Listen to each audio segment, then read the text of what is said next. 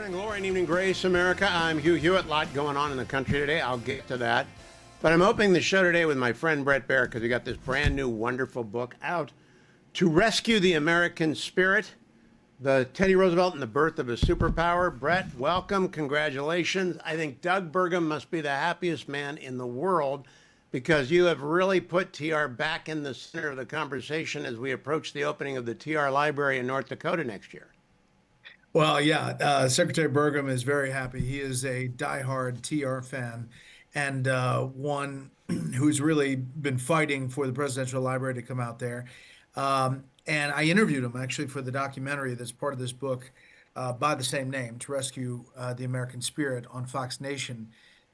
It's just so rich, the anecdotes about Teddy Roosevelt. As you know, there's just stuff that jumps off the page about him, and I think it's important to look back to that time, to a president who was passionate and energetic, expanded the presidency on executive power in a number of different ways. And in this book, the focus being the forward-leaning push towards making America a global leader. So I just had lunch with a couple of book guys, and I told them I was going to come and talk to you about your new TR book, To Rescue the American Spirit. And I said, most TR people are overwhelmed by the immensity of the character. Because there are three books here. There's Before the Presidency, and After the Presidency. And you managed to get your arms around it in a readable one-volume biography. And I know a lot of people have written books, a lot of books about TR. But were you at all intimidated by the immensity of the project, Bret? I was, and we started down this research lane and, narrowing and focusing on what you want to do. But in each one of these books, and you've read them, it's a soda straw look at a moment that I think history overlooks. In Grant, in To Rescue the Republic, it was about the 1876 election and preventing the country from falling back into a second civil war. In Washington, To Rescue the Constitution was about the Constitutional Convention. But it's always this moment, soda straw moment, and then you bounce back and show how the leader gets to that point. With TR, there's so much good stuff that it is a little overwhelming, but my soda straw moment is really the forward looking global aspect of solving the Russian Japanese territorial dispute that's devolving into a war that ends up being a big diplomatic success in Portsmouth, New Hampshire, and eventually gets him the Nobel Peace Prize. Yeah, it was clearly a Roosevelt managed peace, page 262. You're quoting Eugene Trainey there, formerly the president of the Virginia Commonwealth University, but he wrote the definitive book on the Treaty of Portsmouth. But I didn't know any of that. And I've read a lot of TR. I did not know about how he held it together and the Russians were waiting on the Tsar and the Japanese made the big move and they got themselves a peace that lasted. Nor did I know that TR was very clear-eyed about how Japan would grow as a threat to America in the Pacific. It's a fabulous part. I'm going to jump around, Bret, just to give Sure. people some hooks to jump in. I want to Yep. jump over to when he's the Assistant Secretary of the Navy. And what's the boss? Is it Lodge? Lodge is Yep. his friend. Long. Long leaves the office. And Yeah. basically, TR takes over and orders Dewey to the Philippines. I'd never heard that or read that before. I'd forgotten it. That's wild. Yeah. I know, and he didn't leave the office again because he realized that TR was very active as far as Assistant Secretary of the Navy. It was a job that he loved. He wanted that job. He wanted to really dig in, but it's a job that he leaves as the Spanish-American War is ramping up and taking off. He leaves to form this regiment that becomes the Rough Riders, which is the compilation of the cowboys and ranchers and ne'er-do-wells that he meets out in North Dakota and the Wild Plains, and his buddies who are from Harvard. So it's kind of a Star Wars bar of regiment, and they come together to go over to Cuba. They commandeer a boat in Florida to all go together and get to Cuba together. They realize when they're on the dock that some reporters have not secured their passage. So TR, knowing the power of the press, gets them on their boat to travel with them for the entire trip. And that, in part, gives you all of the details that you see from the charge up San Juan Hill and everything else because they had reporters with them. Up Kettle Hill, down Kettle Hill, up San Juan Hill. It's all in Brett's brand new book, as is the Maine. Brett, are you persuaded? You note that the controversy continues to this day about the Maine and whether or not it was an internal explosion or a mine. Did you come down on either side after reviewing all the records? Yeah, I mean, I think it was an explosion with a mine. If you listen to all of the pro folks that way, it's pretty compelling. And obviously, TR came down that way too. Now, I've always asked when I've had the chance, people who want to be president, about the Navy. I like the fact that you explore it. TR is really a navalist, and Mahan got to him. And even before he became the Assistant Secretary of the Navy, when his sister got engaged to a lieutenant commander in the Navy over in London, he was thrilled. He'd always liked the Navy, but he never stopped pressing for a bigger Navy. No, he didn't. And in fact, one of his big, bold things is the Great White Fleet, where he takes all the naval ships that are painted all gray, battleships, 16 of them, paints them gleaming white, and sends them out across the world, despite the fact that Congress hadn't really funded it. He said, we'll figure it out. And he sends them. And basically, it is a show of strength, in part because he's witnessed Japan's willingness to try to be a Pacific power, and that works. That white gleaming armada that sets out, starts out as a cloudy day, and then the skies open up, and the people there say this was a Roosevelt day, and it takes off and comes back 10 days before the end of his term, but it has the desired effect of showing that the U.S. is on the world stage and is a superpower. Brett, it's an incredible odyssey. He gets up to Harvard after surviving childhood. Most people will know about the illnesses that accompanied him in childhood. They may not know about the passing of his dad when he's a freshman at Harvard. They may not know about the death of his first wife, but they will know that tragedy after tragedy after tragedy haunts this man's life, and he never ever gave up. Are you somewhat amazed at the resiliency of TR? Yeah, I mean, from the sickly kid, his father bucks him up and says, "You've got to work out and you've got to get over this." And we in the special we had this shot of him looking down from their brownstone to the Abraham Lincoln um, funeral and going up Broadway, and he's one of two boys in a window looking down at that funeral. He saw his early life through a window because he couldn't get out of bed and he was homeschooled. Um, and in the hour special, we said the next time those two would meet would be on Mount Rushmore. Really amazing Huh. picture. But I think, from his resilience from a kid to buck up, he loved the outdoors. He does work out. He gets bulky. He's a boxer. But then he falls in love, and his wife's about to have a child, has the child, and she dies on the same day his mother dies, on Valentine's Day.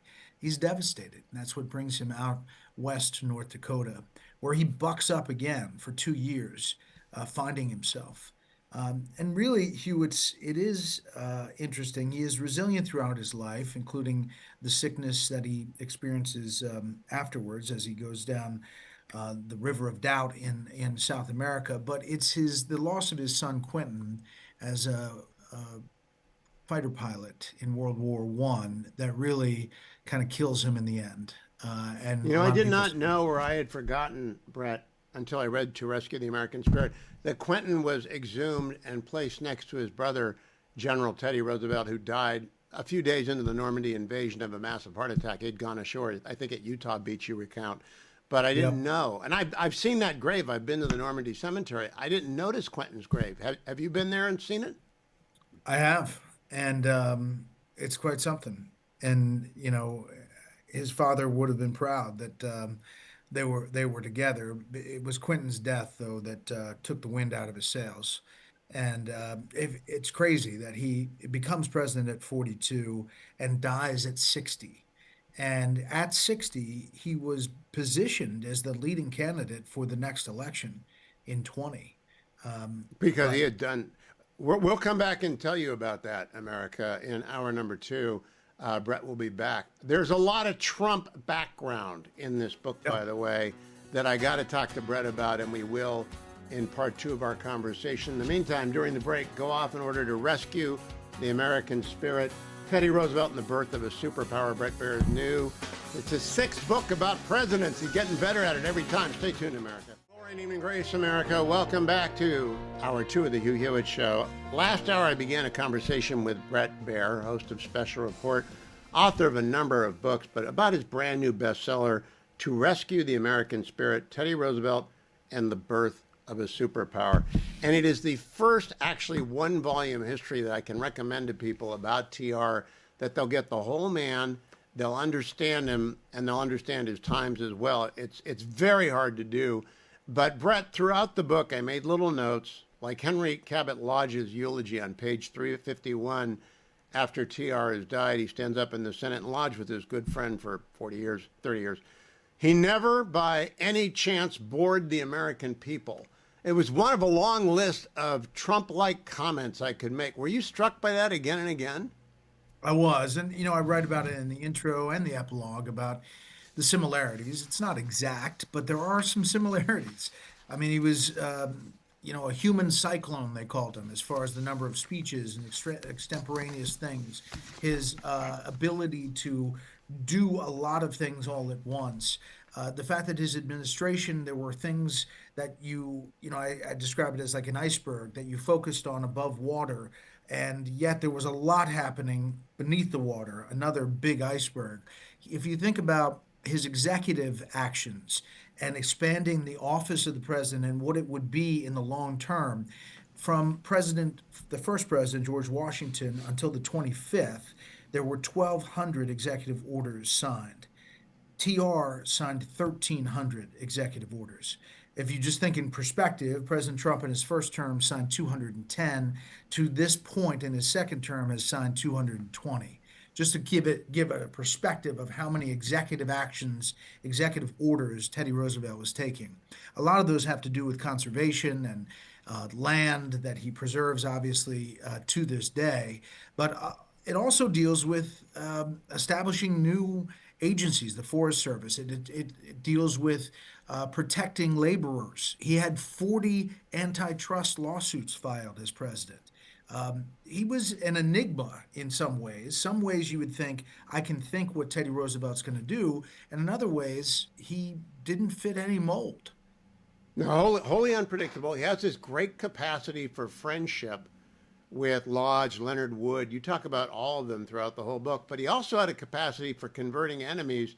Mark Hanna, and to a certain extent, Ohio drives TR's career because McKinley picks him up to be the Veep, and he becomes the Veep when McKinley is murdered in 1901.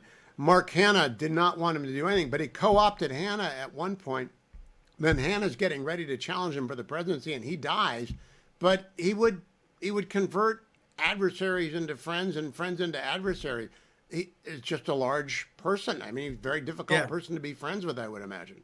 Yeah, larger than life. But he did have that ability to convince people to do things. Hannah, as McKinley's advisor, said, "Why are we putting this person one heartbeat away from the presidency? Yeah. All you have to do, William McKinley, is stay alive for 4 years." And in 6 months after he becomes vice president, obviously Teddy Roosevelt steps into that job after McKinley is assassinated in Buffalo at the exposition there. But Hanna got the Panama Canal for TR. TR wanted the ditch. Yeah. And I love the description you have of him going down to the ditch when it's raining cats and dogs, and he just puts on his boots and goes up into the heavy machinery. And the journalists are there, and they love it as well. The energy of the man must have been extraordinary. And I do think that is also something that I think in terms of Trumpian energy, that I don't even think his worst enemies can deny him, is that the man's got energy that makes you marvel. It is very TR-like, though. 100%. I can tell you, I was on Air Force One going to Alaska for that summit with Putin, and coming back, at 2 a.m. after a long day, I was done. I was tapped. I had to go lay down President Trump was still going, and that's the kind of energy actually I got from all the stuff I read and all the research we did about Teddy Roosevelt. He had that kind of force of personality and force of nature. Of course, Trump is already 19 years older than Teddy Roosevelt was when he died, and he is hale, robust, and moving at the speed of sound. I am not surprised after you describe the River of Doubt. There's a book, by the way, by that name, which I've never read because Yeah. I could never figure out how anyone could make a book out of a voyage up a tributary of the Amazon that had never been explained. I thought you did a very succinct uh, job of summarizing that, but you have to be nuts to take that trip, don't you? You do, and he was an adventurer. He was a risk taker, and he started that and thought that this was going to be great to write about. He eventually did write about it, but it almost killed him. It really did. It almost killed him. The malaria. He gets injured in his leg. He tells his son, Kermit, just leave me. And obviously, they never do. But getting out of there, he says he left a lot of his vitality in that jungle. The other Trumpian analogy I'll note is that TR lost his brother to alcoholism as President Trump lost his older brother, I think Fred, to alcoholism, and then his son as well to alcoholism. I really don't know how that impacts. Was TR a teetotaler? I can't remember that detail in the book. No, but he wasn't a big drinker. I mean, he wasn't. It wasn't notable, but he never also says I'm not drinking at all. But it's Mo- not notable in a lot of the research. Most memorable anecdote in the book is the saloon out in the Badlands where Yeah. the drunk approaches him with pistols drawn. You can tell the story. It's Well, he wild. goes out there, and this is his early days in North Dakota and the Badlands, pre-North Dakota, and he's at a bar, and the guy comes up to him, kind of inebriated. He's got two guns, and he says, "Hey, Four Eyes," because he's obviously making fun of his glasses.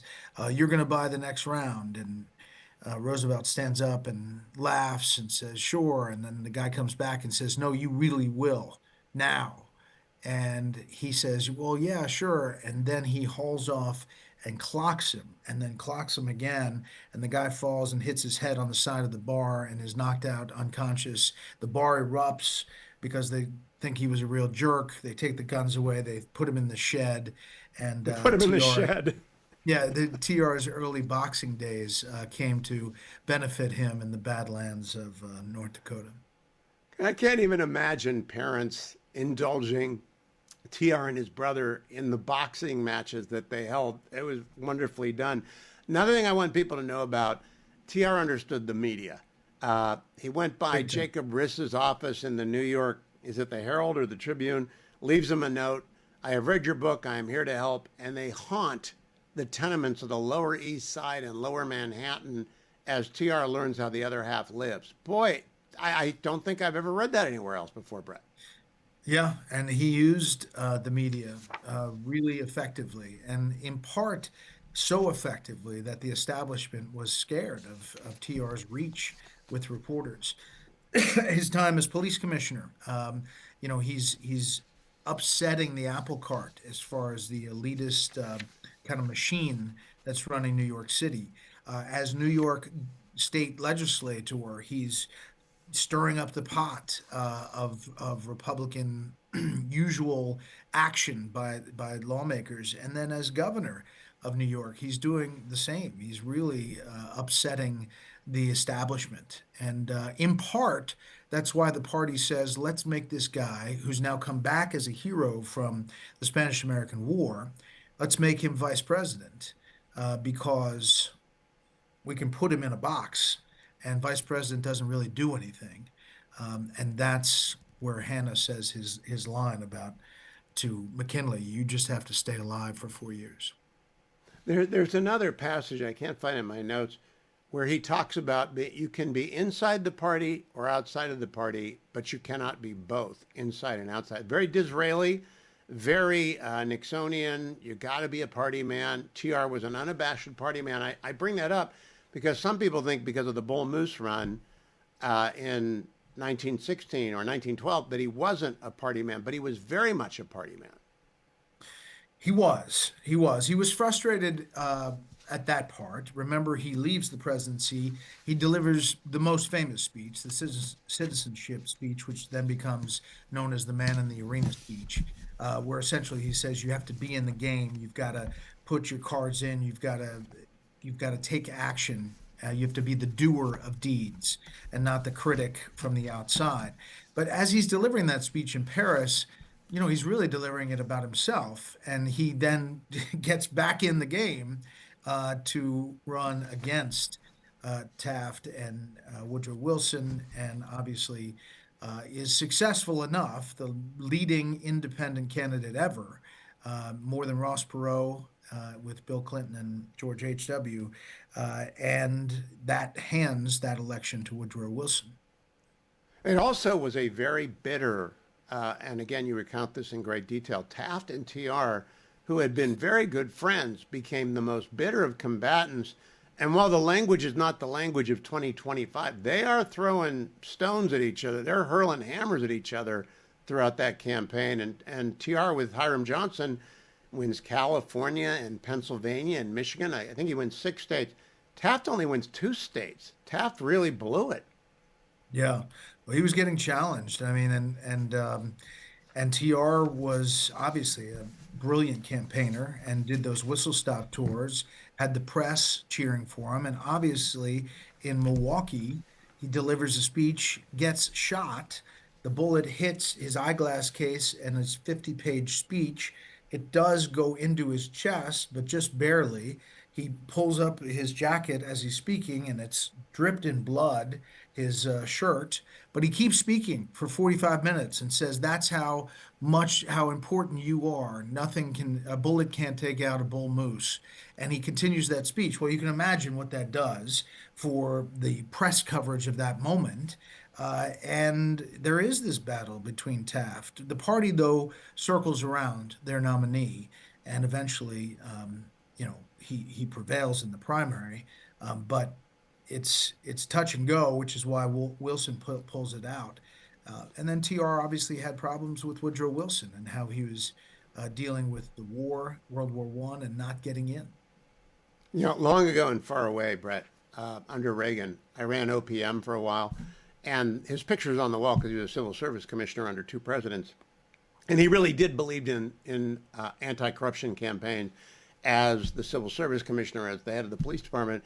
But he went overboard, I thought, and he got every boss he ever ran into mad at him. And you recount like everywhere he went, the party regular bosses were angry with him.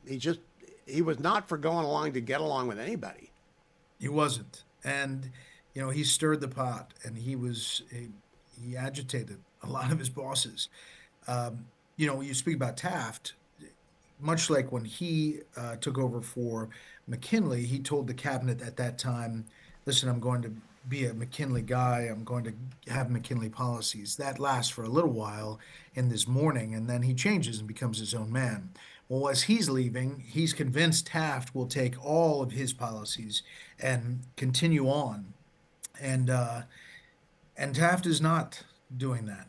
And he really gets upset, which lends himself to. Kudos on. I did not know about the U.S. Steel merger being turned down by Taft after being approved by Roosevelt. One of the reasons Roosevelt got so mad at him, but you detail that.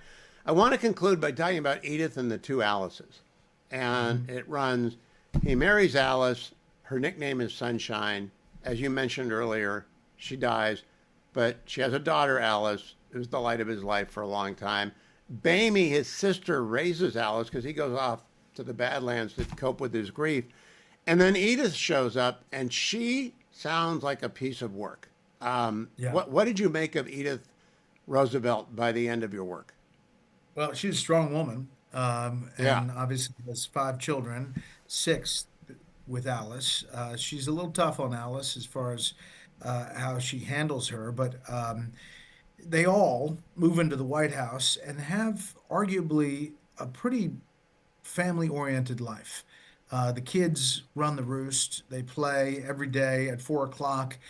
They go into the office and say, "Pa, it's kids' time." And if he's meeting with a dignitary or something, says, "We'll see you tomorrow." And he plays with them in the White House to the point where there's bicycles going down the hallways and roller skates and animals and laughter. And Edith calls TR the seventh child. But Yeah. she was a strong lady who I can't controlled. remember who said he was an 8-year-old boy in the presidency, maybe 10 on a good day. And I do think that sums it up. To wrap this up, Brett, in terms of Trump, if he were transported by machine to this age, would he make it or would he be too improbable? He really is an improbable figure to be successful in American politics today because he said whatever he was on his mind. He did whatever he wanted to do. He basically took on every challenge, physical and mental, and sort of a wild man, like the Rough Riders that he called together with his Harvard dandies, who they thought were their mascots. He could be everybody. Yeah, and he fought for the everyman. Um, I really do see similarities in President Trump in a lot of ways. In a lot of ways, they're different, but you don't know always where President Trump's going to come down. It's not cut and dry. Um, he does have for all the lambasting he gives to the press, he uses the press and calls reporters more than you know, not just of every kind of network and paper. He's talking behind the scenes. And TR was a lot like that. I think, could Trump survive in that age? Sure, he would have figured it out how to operate. TR was unique, and had he survived uh, that despair after Quentin's death, I think he was the leading front runner to be elected in that next election, He would and have to probably. regain the 55 pounds he lost at the Amazon. I really can't imagine he must have looked like hell when he got back from the Amazon. Brett, in Yeah, terms of at the very beginning of the book, I think somewhere you write, instead of saying he was terrific or he was great, he would say delightful. And delightful. you spelled it out, delightful. Do you think that would work today to be that over the top happy all the time? We could use a little bit more happiness in our world. I'm not sure if that delivery would work, and I think TR would be a big fan favorite on social media. I think his Instagram would have been popping. He was just an affable guy, larger than life, and somebody that I think you would want to hang around.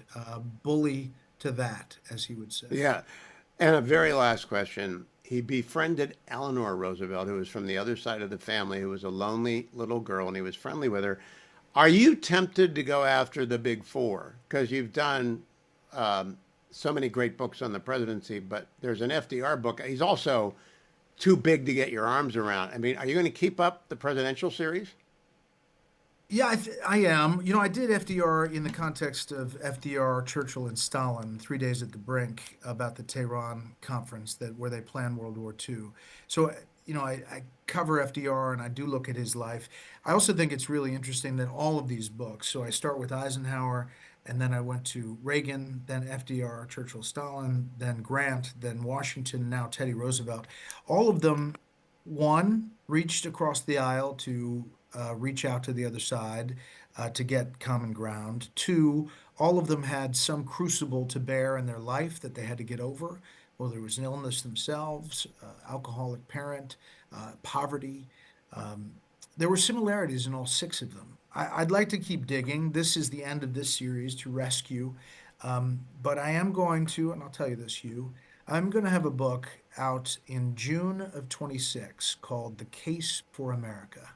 And Oh, is it's it going to going be to drawn be, off the 10 principles of the new nationalism? Because when I read them, as you said, this really is Make America Great Again.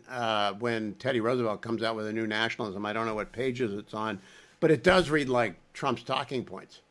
100% America first. Yeah. And it's going to come out right before the 250th. And I think it'll be a compilation of all six of these presidents, as well as interviews with all interesting people, including you. Well, I appreciate that, but I do have to put the word in because I'm going to go down and see my 10-year-old grandson. He's waiting for the History Twister Part 2. When do we get that, Bret Baier? It's in the works. It was a little delayed, but it's in the works, and we're going to get it fast. I think this book, if he reaches, if he works hard, it's accessible to the smart kid. It's wonderful for adults, and it will be in the Roosevelt Library in North Dakota forever, as well as in every bookstore, airport, and wherever you go, whether it's Amazon or Barnes and Noble. To Rescue the American Spirit by Bret Baier, Teddy Roosevelt, and the Birth of a Superpower. Congratulations on another bestseller, Bret, and see you soon.